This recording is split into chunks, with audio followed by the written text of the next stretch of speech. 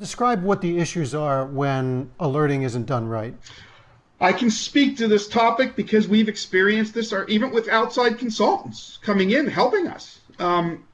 We have one business that put in IIoT, Industrial Internet of Technology, underpinnings with data historian. We're collecting thousands of points of data on the plant floor. We built no less than 5,000 different alerts.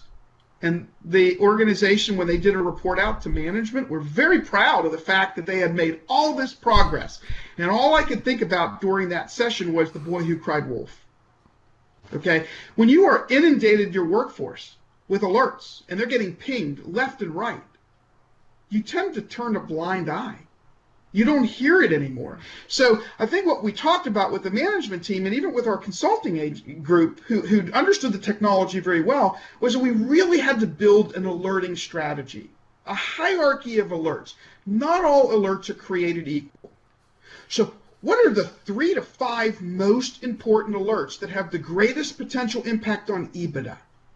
And make sure that those get delivered to a different group of people, and maybe with a different sound or a different vehicle or a different mechanism.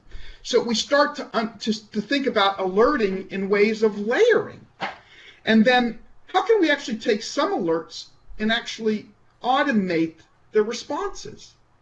So instead of alerting somebody to take action, why not just do a preventative maintenance work order in SAP automatically according to certain business rules?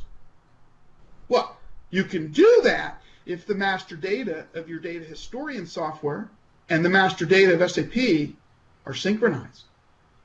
So again, it gets back into data structure, hierarchies, scalability, alerting strategy, structure. Now, all of these things I'm saying, it may sound like overwhelming components, but the truth of the matter is they exist today whether you know it or not.